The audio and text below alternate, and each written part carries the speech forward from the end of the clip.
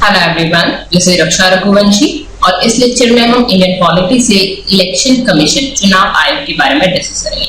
चुनाव आयोग क्या होता है? जो चुनाव कराता है, इलेक्शन कराता है, ठीक है, इलेक्शन कमीशन, ठीक है, इसके बारे में हम डिस्कस करेंगे और इससे रिलेटेड क्वेश्चन भी डिस्कस करेंगे। तो चलिए स्टार्ट करते हैं। इलेक्शन कमीशन चुनाव आयोग, ठीक है। सबसे पहले तो चुनाव आयोग के बारे में संविधान में क्या लिख रखा है, क्या ये संवैधानिक संस्था है या नहीं है? तो ये एक कॉन्स्टिट्यूशनल बॉडी है, संवैधानिक संस्था है, ठीक है। इसका मतलब इसके बारे में संविधान में दे रखा है। संविधान में कहां पर इसके बारे में बताया गया है? तो संविधान के भाग 15 में पार्ट 15 में आर्टिकल 324 से लेकर 329 किसके बारे में बताया गया है? चुनाव आयोग के बारे में बताया गया है, जिसको आप चुनाव आयोग या निर्वाचन आयोग के नाम से जानते हैं, ठीक है। चुनाव आयोग या निर्वाचन आयोग के बारे में संविधान के भाग 15 में आर्टिकल 324 से लेकर 329 तक बताया गया है, ठीक है।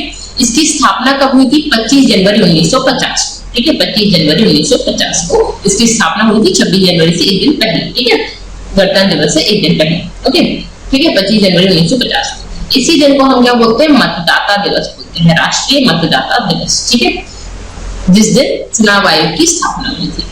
पहली बार आम चुनाव इसके बाद कब हुए थे? देखिए 25 जनवरी 1950 को इसकी स्थापना हुई और 51-52 में आम चुनाव हुए थे पहली बार। आम चुनाव बोले जाते हैं लोकसभा के चुनाव। लोकसभा के चुनाव मतलब जो पीएम के लिए चुनाव होते हैं ना, प्राइम मिनिस्टर के लिए, उनको बोला जाता है आम चुनाव, ठीक है।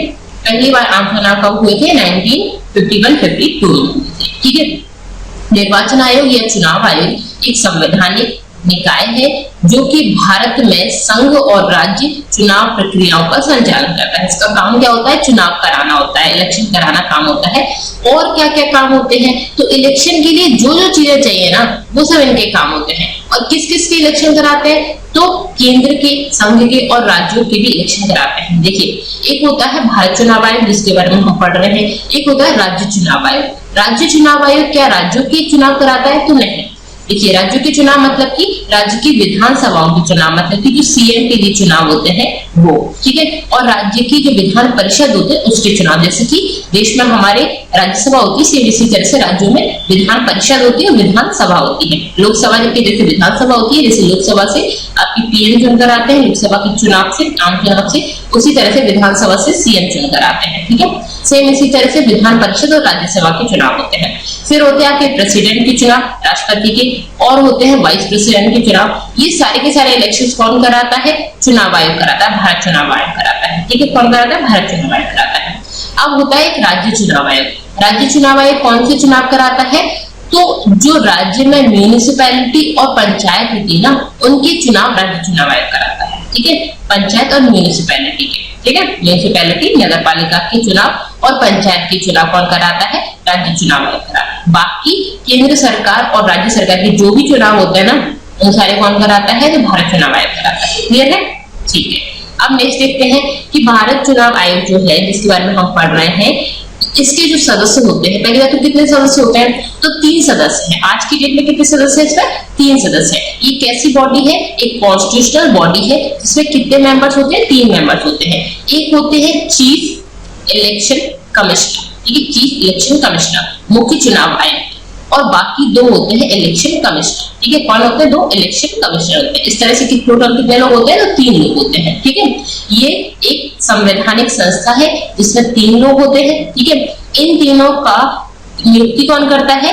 तो राष्ट्रपति करते हैं, ठीक है। इन तीनों की नियुक्ति कौन करते हैं? राष्ट्रपति करते हैं। फिर ये जो संस्था बनी, इन 3 लोगों को मिला के जो संस्था बनी, ये इसका काम क्या होता है? तो चुनाव कराना, इलेक्शन कराना इनका काम होता है, ठीक है। ये जो मुख्य चुनाव आयुक्त होते हैं और बाकी लोग होते हैं, इनका कार्यकाल कितना होता है? तो इनका कार्यकाल होता है 6 साल का, 6 इयर्स का टाइम ड्यूरेशन होता है। जिस दिन ये नियुक्त किए जाते हैं, राष्ट्रपति जिस दिन की नियुक्ति करते हैं, उससे लेके 6 साल तक का इनका कार्यकाल होता है। अगर इनकी आयु पहले हो जाती है, एज पहले हो जाती है, तो 65 इयर्स की एज तक इनका कार्यकाल होता है, ठीक है। मान लीजिए ये 45 की एज में मुख्य चुनाव आयुक्त बनते हैं, तो ये 6 साल का टाइम ड्यूरेशन कंप्लीट करेंगे और 51 की एज में रिटायर हो जाएंगे, है ना। लेकिन अगर मान लीजिए ये आपका 62 की एज में बनते हैं, 61 की एज में बनते हैं, तो उस टाइम तक 65 की एज पहुंचने तक इनके 6 साल कंप्लीट नहीं होंगे, बट स्टिल इनकी एज 65 हो गई है, तो ये अपने पद से उनको हटा दिया जाएगा, रिटायर हो जाएंगे, ठीक है। इनका कार्यकाल कितना होता है? 6 वर्ष का होता है, या फिर 65 वर्ष की आयु, जो भी पहले हो जाए, ठीक है। इनके वेतन कहाँ से मिलते हैं? तो वेतन इनके मिलते हैं भारत की संचय निधि से, कंसोलिडेटेड फंड से। यहाँ से हमारे राष्ट्रपति और वाइस प्रेसिडेंट इन सबकी जो सैलरी मिलती है वहीं से इनकी सैलरी भी मिलती है, ठीक है। और इनकी सैलरी कितनी होती है? तो सर्वोच्च न्यायालय के न्यायाधीश के बराबर इनकी सैलरी होती है, सर्वोच्च न्यायालय के न्यायाधीश के बराबर। देखिए, सर्वोच्च न्यायालय के न्यायाधीश के बराबर सैलरी और उनके बराबर रैंक हमने किसके लिए पढ़ा था? कैग की पढ़ी थी, ठीक है, कैग की। और वही इम्पीचमेंट प्रोसेस हमने कैग के लिए पढ़ा था, ठीक है, controller and auditor general. Same वही चीज होती है इनके साथ, मुख्य चुनाव आयुक्त के साथ। इनकी सैलरी होती है सर्वोच्च न्यायालय के न्यायाधीश के बराबर होती है, और इनको इनके पद से हटाने की जो प्रक्रिया होती है ना, वो भी सर्वोच्च न्यायालय के न्यायाधीश के समान होती है, जो कि सिंपल प्रोसेस नहीं होती। ये प्रोसेस कैसे होती है?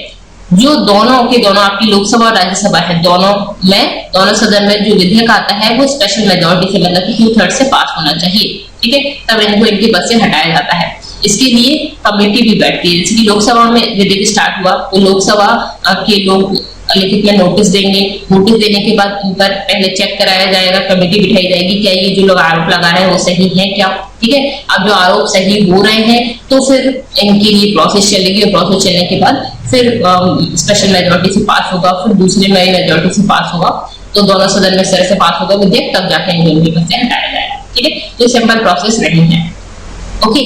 इनकी सेवा शर्तों में उनकी नियुक्ति के पश्चात कोई अलाभकारी परिवर्तन नहीं किया जा सकता। मतलब कि इनको इनके पद पे जब बिठाया जाता है और उसकी टाइम ड्यूरेशन में, ये 6 साल का टाइम ड्यूरेशन है, उसमें आप जो इनकी सैलरी उसमें कमी नहीं कर सकते, ठीक है, अलाभकारी परिवर्तन नहीं कर सकते। अगर किसी की सैलरी कम की जाती है ना, तो सिर्फ और सिर्फ तब की जाती है इन लोगों की सैलरी। वैसे तो नॉर्मली आप देख रहे जैसे कोरोना चल रहा है तो अभी काफी सारे लोगों की सैलरी कम हो गई है, लेकिन इन लोगों की सैलरी कम नहीं की जा सकती। इनकी सैलरी कम होगी जब हमारे यहाँ पे फाइनेंशियल इमरजेंसी लगेगी ना, सिर्फ तभी कम होगी, नहीं तो नहीं की जा सकती।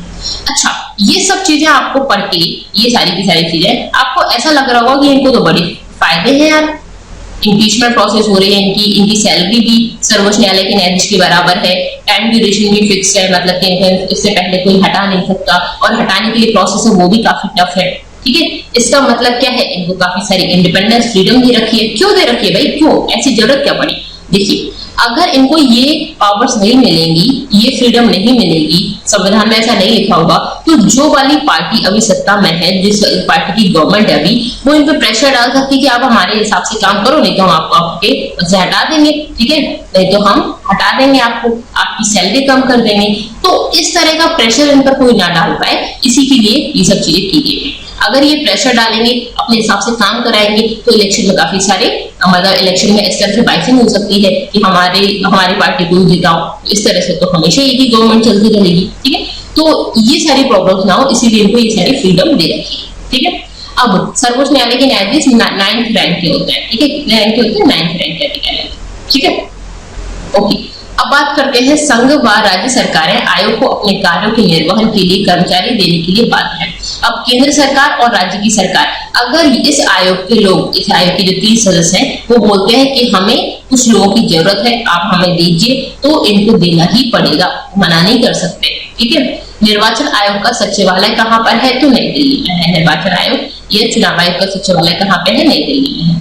हमारे जो चुनाव आयोग में जो लोग नियुक्त किए जाते हैं, चीफ इलेक्शन कमिश्नर जो नियुक्त किए जाते हैं और इलेक्शन कमिश्नर जो नियुक्त किए जाते हैं, वो किस रैंक के होते हैं? तो वो IAS रैंक के अधिकारी होते हैं। लेकिन यहाँ पे एक ड्रॉबैक भी है। ड्रॉबैक ये है कि इसके अलावा इनकी और कोई क्वालिफिकेशन नहीं दे रखी है। जैसे सुप्रीम कोर्ट के न्यायाधीश बनने के लिए मिनिमम क्वालिफिकेशन चाहिए, इनके लिए कोई ऐसी क्वालिफिकेशन नहीं चाहिए। और हाँ, ये भी काफी बड़ी क्वालिफिकेशन है कि ये IAS रैंक के अधिकारी होंगे, ठीक है, बाकी और कुछ नहीं मांगा है, ठीक है, ओके।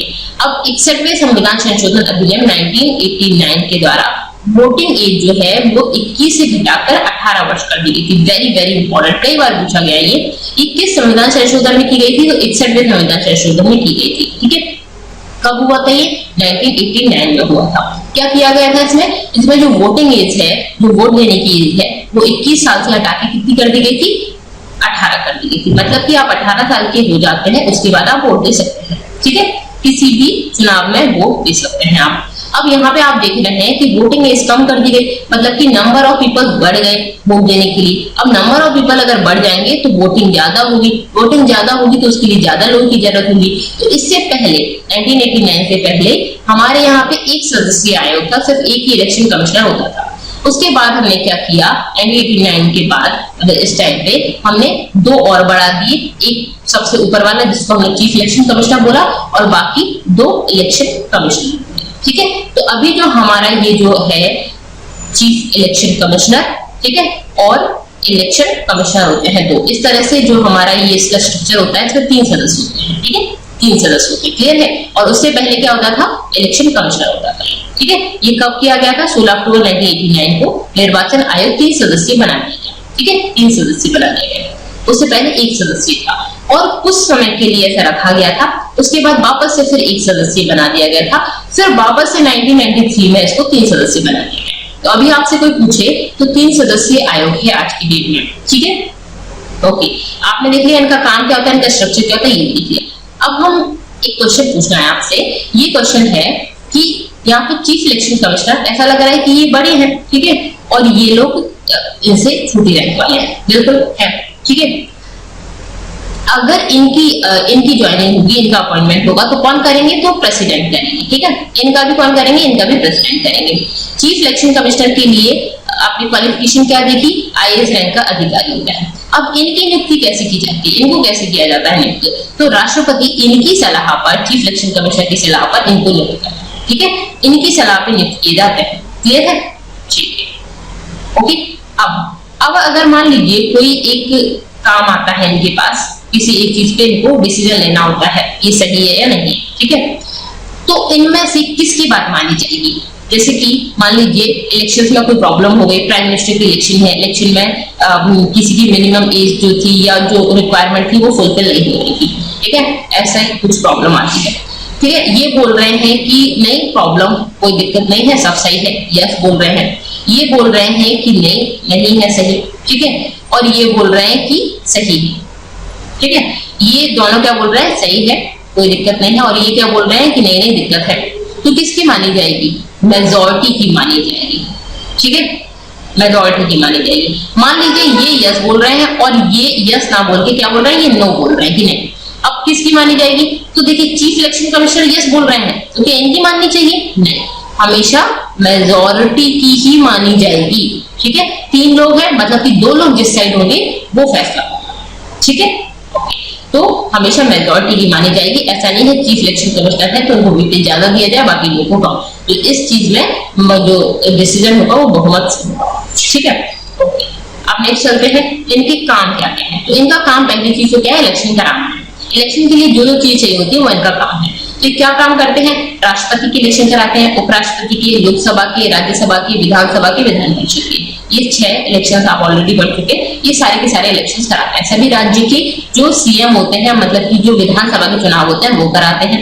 विधान परिषद के लिए जो चुनाव होते हैं, जिससे राज्यसभा में लोग चुन कराते हैं, राज्यों की विधान परिषद से चुन कराते हैं, तो विधान परिषद के इलेक्शन कराते हैं। फिर विधान परिषद से चुनकर राज्यसभा में आएंगे तो उसके इलेक्शन कराते हैं, लोकसभा के इलेक्शन कराते हैं, उपराष्ट्रपति के इलेक्शन कराते हैं। उपराष्ट्रपति के इलेक्शन कैसे होते हैं, राज्यसभा के सदस्य वोटिंग करते हैं, फिर उपराष्ट्रपति के इलेक्शन होते हैं, लोकसभा राज्यसभा ये इससे राष्ट्रपति के इलेक्शन होते हैं। तो सारे के सारे इलेक्शन कौन कराते हैं, यही भारत चुनाव आयोग कराता है। ठीक है, अब इलेक्शन कराने के लिए मतदान पहचान पत्र तैयार करने का काम होता है। तो मतदान पहचान पत्र जो तैयार करते हैं वो कौन करते हैं, वो भी आपका भारत चुनाव आयोग करता है।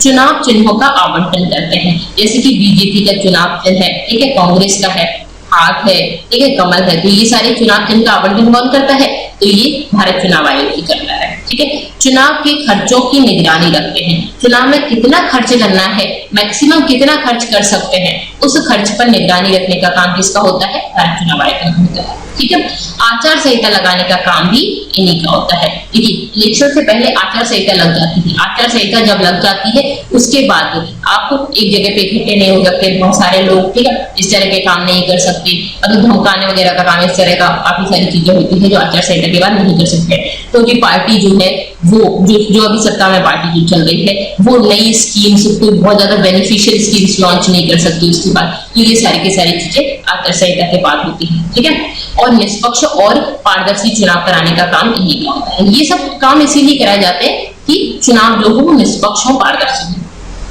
राजनीतिक दलों को मान्यता प्रदान करते हैं। कोई भी राजनीतिक दल जो है वो लड़ सकता है या नहीं लड़ सकता, वो मान्य है या नहीं है, ये यही डिसाइड करते हैं। ठीक है, राजनीतिक दलों को मान्यता किस तरह से मिलती है, कौन कौन सी पार्टी कैसे होती है, ये सब हम जब हम पॉलिटिकल पार्टीज पढ़ेंगे ना तो उसमें हम ये पढ़ेंगे। ठीक है, आयोग के ठहराए जाने के मामले में संसद और राज्य विधानसभाओं के सदस्यों की बैठक के लिए सलाह देते हैं। अगर किसी भी व्यक्ति को आयोग ठहराया जाता है, ये इलेक्शन लड़ने के योग्य नहीं है या जो मिनिमम क्वालिफिकेशन ये फिलहाल नहीं कर रहा है, तो संसद की बैठक बुलाते हैं और राज्य विधानसभाओं की बैठक बुलाने की सलाह देते हैं। बैठक तो राष्ट्रपति ही बुलाएंगे, ठीक है, अध्यक्ष लोकसभा के अध्यक्ष करेंगे, लेकिन सलाह कौन दे रहा है, ये दे रहा है। क्यों? क्योंकि यहाँ पे दिक्कत क्या आ रही है कि ये जो मिनिमम क्वालिफिकेशन थी वो नहीं है, आयोग ठहराया जा रहा है किसी पर्सन को, तो फिर ये सलाह देंगे और उसके हिसाब से फिर राष्ट्रपति बैठक बुला रहे हैं। ठीक है, सेनेट की बैठक भी बुलाई जा सकती है इस कंडीशन में। ओके, तो ये सारे के सारे काम किसके होते हैं, चुनाव आयोग के होते हैं। ठीक है, ओके, अब कुछ इंपॉर्टेंट पॉइंट पढ़ लेते हैं। सबसे पहले हमारे चुनाव आयोग कौन थे, चुनाव आयुक्त हमारे सबसे पहले कौन थे, निर्वाचन आयुक्त सुकुमार सेन। सुकुमार सेन जी हमारे पहले चुनाव आयुक्त थे। ठीक है, देश की एकमात्र महिला मुख्य चुनाव आयुक्त कौन रही है, एकमात्र महिला मुख्य चुनाव आयुक्त। अच्छा, ये पहले निर्वाचन आयुक्त बोल रखा है, अकेला मुख्य चुनाव आयुक्त नहीं बोला है, तो पहले तो एक ही होते थे तो उसको इलेक्शन कमिश्नर ही बोलते थे, तो पहले इलेक्शन कमिश्नर सुकुमार सेन थे। ठीक है, देश की पहली महिला मुख्य चुनाव आयुक्त कौन थी, वी.एस. रमादेवी, सिर्फ एकमात्र ही रही है, तो देश की पहली और एकमात्र महिला मुख्य चुनाव आयुक्त कौन थी, VS. Ramadevi. Very very important, कई बार एग्जाम में पूछा गया है, बहुत बार पूछा गया है। अभी वर्तमान में हमारे मुख्य चुनाव आयुक्त कौन है, तो सुनील अरोड़ा जी है वर्तमान में मुख्य चुनाव आयुक्त। ठीक है, 2017 से है chief election commissioner of India 2020। अभी लेटेस्ट कौन है, सुनील अरोड़ा जी। ठीक है, अब वर्तमान में हमारी 3 सदस्य है ना इसमें, एक तो है चीफ इलेक्शन कमिश्नर और एक होते हैं इलेक्शन कमिश्नर और इलेक्शन कमिश्नर। ठीक है, तो इस तरह से 3 सदस्य है ये। तो वर्तमान में हमारे मुख्य चुनाव आयुक्त तो सुनील अरोड़ा जी हैं और निर्वाचन आयुक्त जो हमारे हैं ये 2, वो अशोक लवासा और सुनील चंद्र। ठीक है, इस तरह से ये 3 सदस्य हो गए आपके पहले और एकमात्र महिला, ये दोनों पूछे जाते हैं तो आपको पता होना चाहिए। ठीक है, अब हम बात करते हैं इससे रिलेटेड जो आर्टिकल है संविधान में। अब संविधान के कौन से भाग में दे रखा है, तो भाग 15 में दे रखा है, आर्टिकल 324 से लेकर 329 तक।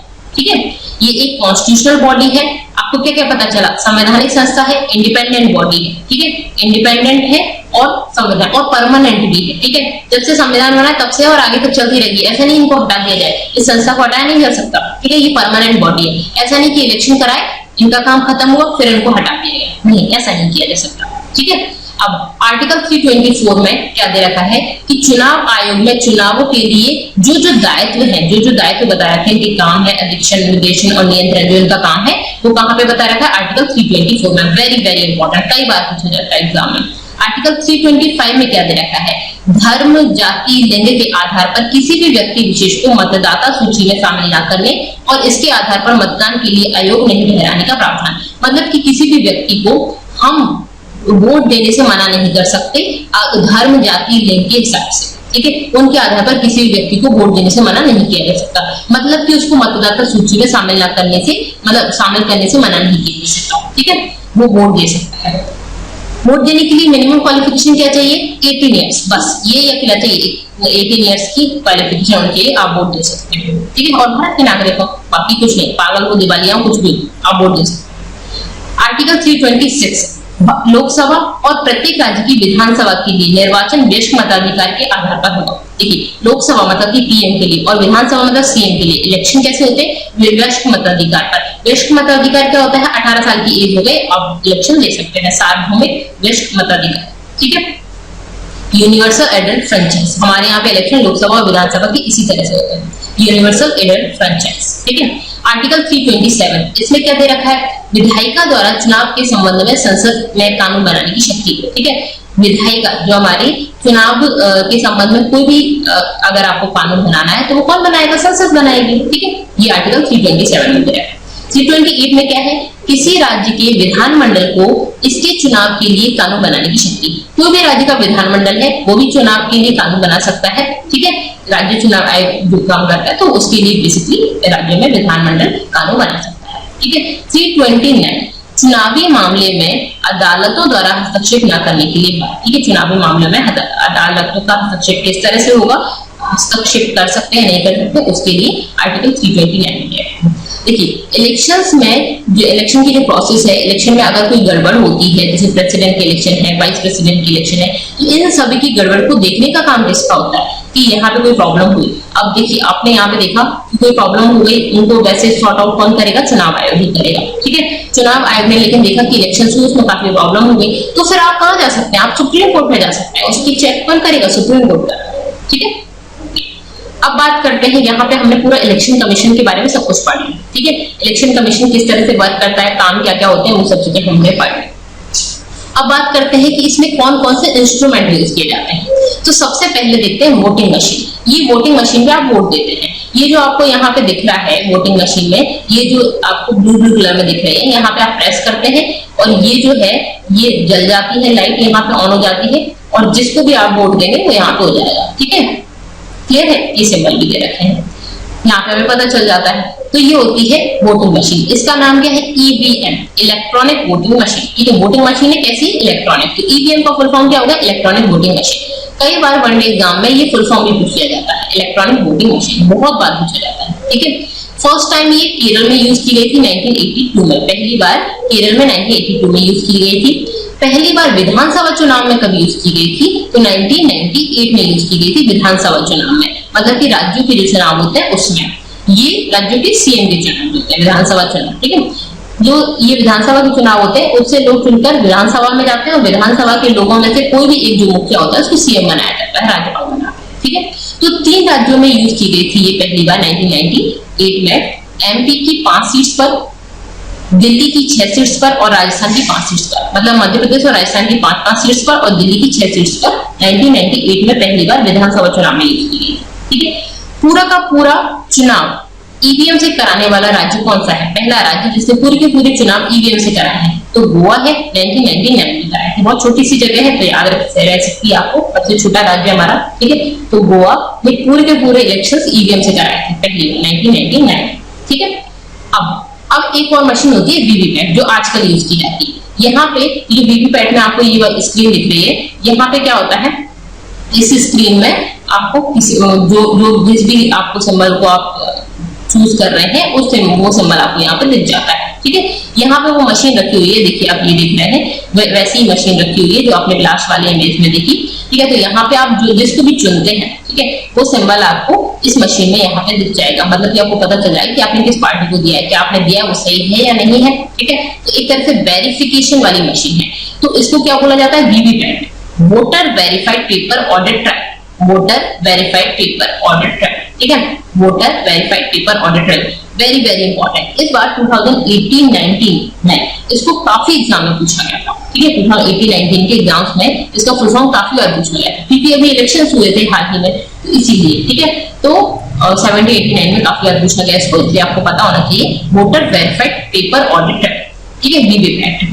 अब ये एक वेरिफिकेशन मशीन है, ठीक है, वेरिफिकेशन का काम करती वेरिफिकेशन मशीन है। पहली बार ये कब यूज की गई थी? 2013 में यूज की गई थी। कहां पे यूज की गई थी? तो नागालैंड में यूज की गई थी। पहली बार ये 2013 में नागालैंड में यूज की गई थी, क्लियर है।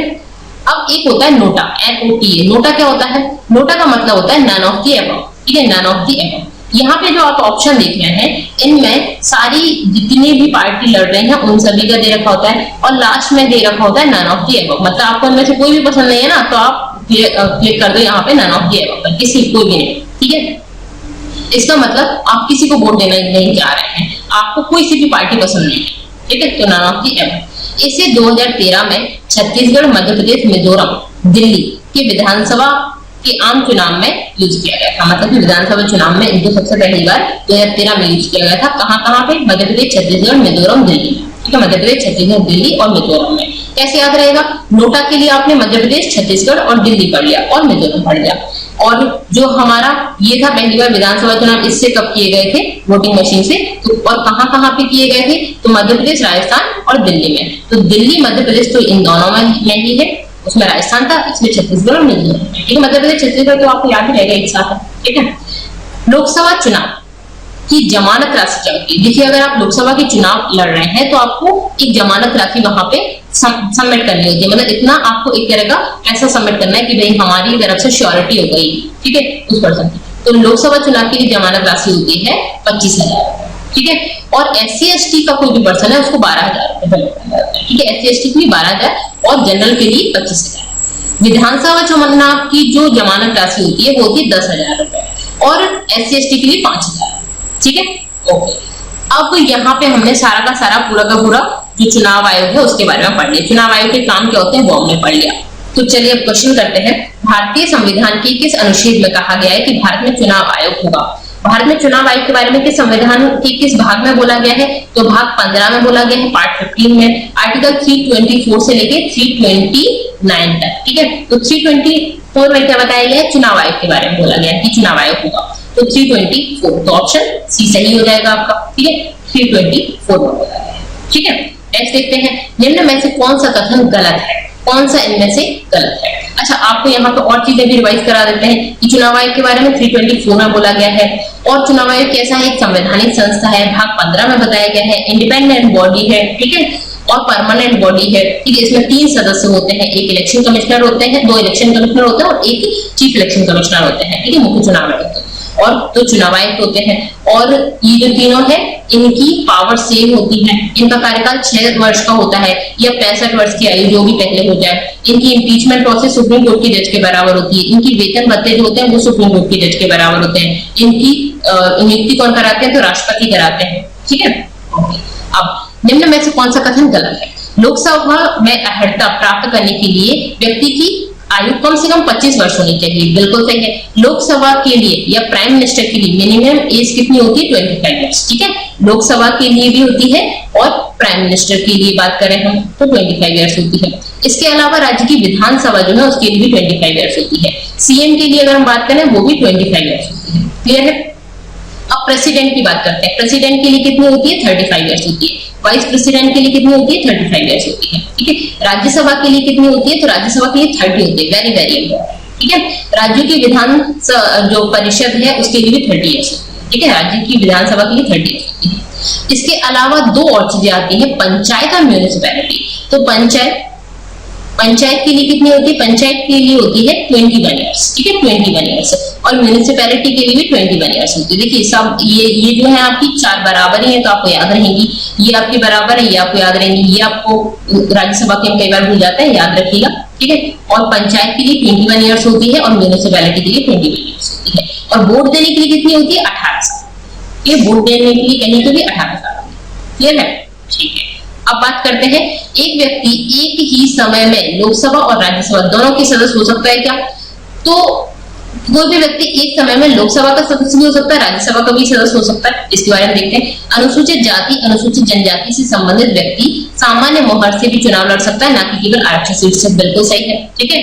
तो जो व्यक्ति है अनुसूचित जाति जनजाति का, वो अगर चाहे तो जनरल की सीट पे भी लड़ सकता है, जरूरी नहीं कि वो आरक्षित सीट पे ही लड़े, ठीक है। यदि दोनों में से कोई भी सदस्य अपनी पार्टी द्वारा दिए गए निर्देशों के विरुद्ध मतदान करता है तो उसे अयोग्य माना जाता है। दोनों सदनों में से, मतलब लोकसभा और राज्यसभा में से कोई भी सदस्य अपनी पार्टी के द्वारा दिए गए निर्देशों के विरुद्ध मतदान करता है, मतलब जो निर्देश दिए गए उनके विरुद्ध मतदान करता है तो उसको अयोग्य माना जाता है। तो ऐसा तो नहीं है, ठीक है। तो ये भी गलत नहीं है आपका, मतलब ये गलत हो गया आपका, क्योंकि ये आपका गलत हो गया क्योंकि उसको अयोग्य नहीं माना जाएगा, ठीक है।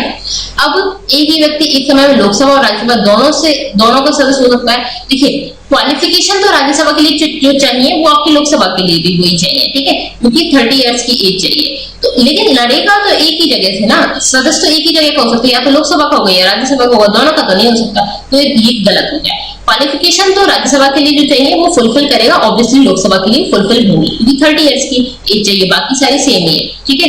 लेकिन सदस्य एक ही का हो सकता है, या तो लोकसभा का होगा या राज्यसभा का होगा, ठीक है। तो बी वाला गलत हो गया। तो यहाँ पे जो ऑप्शन था ना 2 और 4 था, ठीक है, तो बी वाला ऑप्शन हो गया, ठीक है। नेक्स्ट देखते हैं, निम्नलिखित में से कौन एक संवैधानिक निकाय है? संवैधानिक निकाय मतलब कॉन्स्टिट्यूशनल बॉडी, जिसके बारे में कॉन्स्टिट्यूशन में संविधान में बताया गया है, ठीक है। चुनाव आयोग बिल्कुल, वित्त आयोग बिल्कुल है, राष्ट्रीय अनुसूचित जाति आयोग बिल्कुल है, मतलब कि सारे एक संवैधानिक निकाय है, ठीक है। परमानेंट बॉडी है, कॉन्स्टिट्यूशनल बॉडी है ये, ठीक है। एक होती है जिसके बारे में संविधान में नहीं दे रखा है, कभी कोई जरूरत पड़ी उसके हिसाब से वो आयोग बना दिया जाता है। जैसे कि मान लीजिए कोई इमरजेंसी आई तो उसके लिए, कोई काम आया तो उसके लिए आयोग बना दिया जाएगा। लेकिन हमेशा ऐसा नहीं होता। काफी सारे जो आयोग जैसे चुनाव आयोग, वित्त आयोग, ये एक संवैधानिक निकाय है और ये परमानेंट है, ठीक है, टेम्परेरी नहीं है, एडहॉक नहीं है, ठीक है। ओके, तो ये कॉन्स्टिट्यूशनल बॉडी है।